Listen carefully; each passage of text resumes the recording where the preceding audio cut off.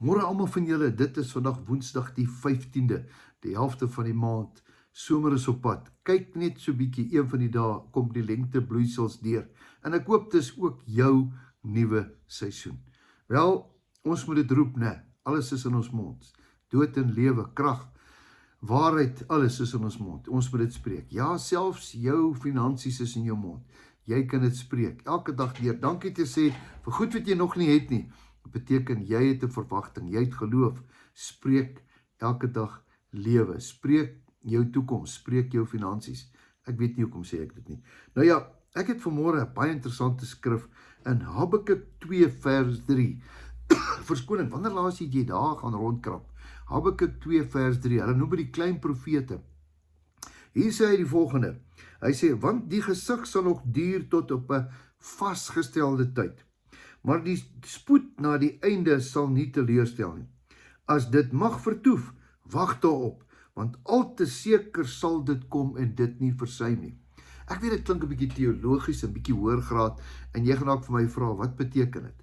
Dit beteken as volg. Hier sê die woord van die Here, dat baie keer sit ons en wag vir goed. Ja, ek is ook besig om te wag vir deurbraak in my lewe. En dit is maar tipies in ons Afrikaanse bloed, dat ons 'n bietjie ongeduldig is. Ja, ek praat met jou, jy is reg, ons wil nou môre hê, jy weet mos, dinge kan nie gou genoeg gebeur nie. En een van ons grootste probleme is, ons het nie altyd geduld nie. Daarom is dit belangrik dat ons so bietjie moet wag. Want jy sien, dit is so belangrik om skrif te hê. Skrif beteken, dit gebeur op God se tyd. Let wel, nie altyd op jou tyd nie. Ons wil altyd dinge op ons tyd gedoen hê, en ons wil dit maak, want ons wil dit manipuleer, want dit is ons tyd. Ek. En hierdie skrif sê vanmôre, dit gaan gebeur.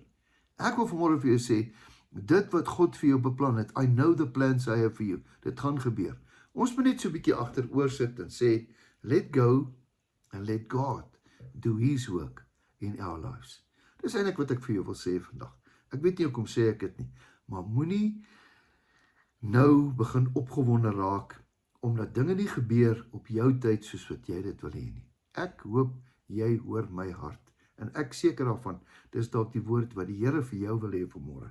Kan ek vir jou bid vanmôre? Here, baie dankie dat U alles in beheer het. Ja, ons finansies, Here, ons situasies, Here, selfs alles, U is in beheer. U ken ons laaste dag in ons lewe. Here, ons lewe vir 'n rede. Daarom kom ons met vrymoedigheid na U te sê, dankie dat ons alles kan oorgee in U. Alles is in U hande. Ons loof en prys U naam. Amen. 'n Geseënde, wonderlike dag roep ek vir jou, gun ek vir jou. En ek weet jou beste lê nog voor. Totsiens, tot 'n volgende keer.